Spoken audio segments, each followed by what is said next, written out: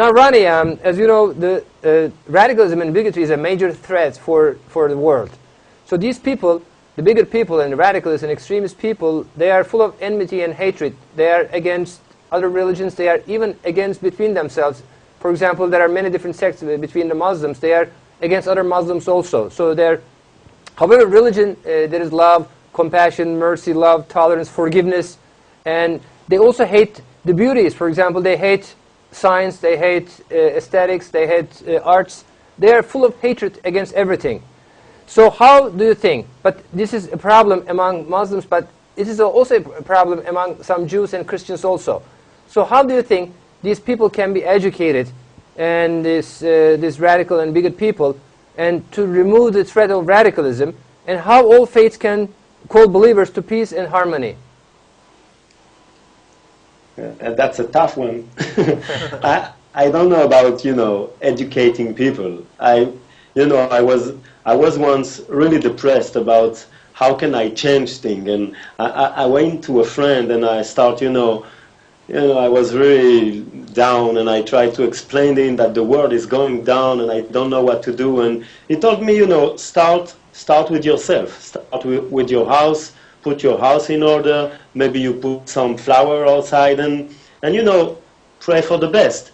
So, and that's what, that's really my philosophy. I don't try to educate nobody. I mean, if we are enough people that believe in the same thing, the extremists, they're just going to go away. They're just going to, vanish. I'm not about educate them. I'm about to show that there is another way, there is another path. There is a path to peace. There is so much people that we can, build with. And my whole work is trying to show this, trying to show the good-willing people, and trying to demonstrate that we are enough of people and we can actually make some change. About, changing and fighting the other ones, I don't know. I hope that I won't have to do it. Yeah. Maybe we can do this. For example, these people, they are like hypocrites.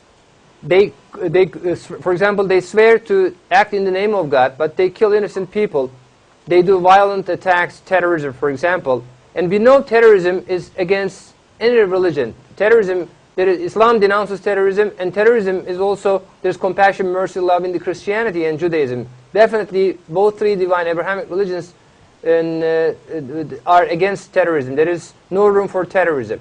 So what we can do is teach these people the true religion. For example, if you look at the Quran, we see verses of compassion, mercy, love, tolerance, and justice. Of course, there is a war situation in the Quran, but this is only for defensive purposes. If you are being attacked yourself, your life is in danger, your family, your neighbors, whatever, of course you defend yourself. But Allah says, do not go beyond the limits. So you cannot do massacres, you cannot bomb the cities, and you cannot do terrorist attacks. There is no justification for terrorism. As you know, there are people who bomb, for example, a shopping mall or a shopping area or an airport, whatever, and they kill innocent people there. They kill innocent children, innocent women, innocent Jews, innocent Christians, and innocent Muslims. Yeah, but religion is not the problem. Religion is not the issue here, because religion here is just an excuse. They will find any other excuse, you have people that are not religious and they are really extremists too. They have another religion. They believe in something higher. They believe in the power of, you can look at communism as kind of a religion. Yes. when it becomes really violent. Yeah. And you can look at totalitarianism, and those people, they didn't do what they did because of God. They did it because they were extremists. And you have to change that. And it's not, you're not going to address the issue by trying to change their way of thinking of God or thinking of religion. You just have to go straight to their hearts, and you just have to show them that, we are just people. Actually, you may have... Yeah, go ahead, please. Yeah, excuse me, sorry, I just cut you in the middle. No, please go ahead, yeah. Yeah, so religion is not the issue. You have good people and bad people in all religion. And it's not about proving that the Muslim world or the Jewish or the Christian world are good people or bad people. I think that most of the people are good people. We just have to prove that and to show that and to work on that. Actually, you made a very good point. You're right. I mean, radicalism and extremism actually comes not from religion, but distancing away from religion. And Marxism actually is very powerful in the Middle East. As you might remember, it is at the time of the Saddam's, Gaddafi, Nasser in Egypt, for example, in the Palestine, George Habash, they were all Marxists. And Arab socialism is a form of Marxism. And that generated many violence in the Middle East, and the terrorism and the bloodshed. So I agree with that. But the only way to remove the cause of this violence is an intellectual struggle. That's what I mean, actually. So given by scientific evidences against which falsify this ideologies of the underlying ideologies of the violence, scientific evidences, also evidences from the religious books that why these people are doing wrong. Instead of being compassionate, merciful, being violent is against everything. So everybody suffers from that. Terror suffers from that also, but the only cause of terrorism is to see other people others. Violence is committed against, for example, the terrorism is committed against non-military targets. The only reason is these people are others. Other people, for example, do terrorist attacks against these people. They say, you are others. So there is no underlying logical or rational point. And that's what I mean. Correcting this is, of course, to educate these people why it is wrong. Because everybody suffers from that. Since in the 20th century, not only in the Middle East, in the entire world, more than 350 million people were killed. These are official numbers, but unofficial numbers probably close to 1 billion. World War I, World War II, fascism, radicalism, and the terrorism, and the Marxism, communism originated. And there is bloodshed everywhere in the world.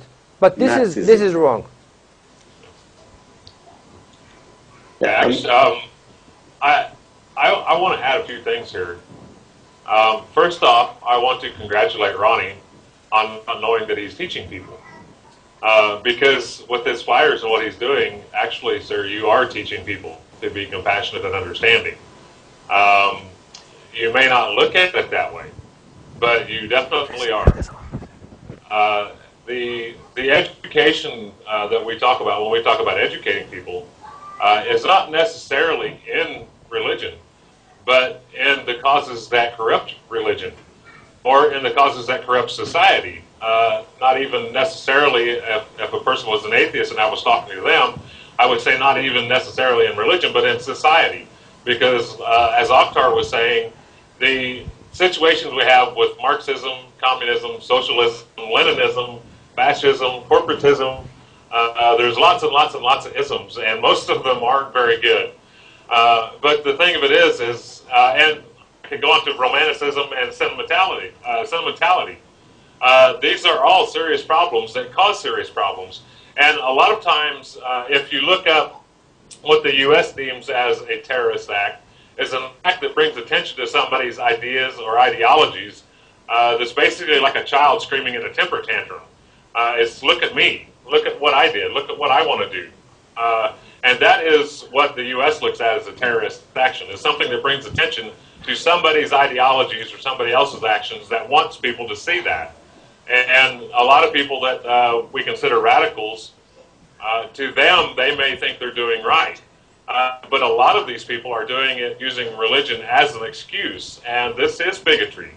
And this is because a lot of them do not know any better. That's why when we talk about education, a lot of people that claim to be Muslims, that claim to be that claim out of Islam, they're committing acts, and that is bigotry. So religion isn't the problem. It is the problem that enough people don't have a good enough education to understand what Marxism and communism and socialism and bigotry, what they add to a bad situation, especially when it's already tense, when you have situations like we have in Syria or in Palestine or Gaza.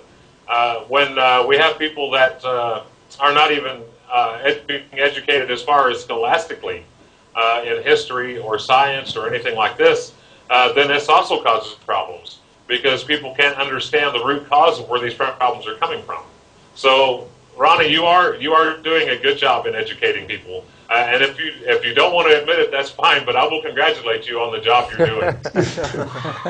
We congratulate Ronny. Congratulations accepted. He is too modest. Yes, actually.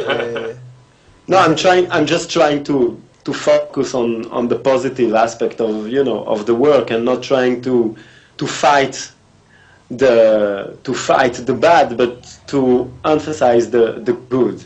And this is also kind of something that I really try to do.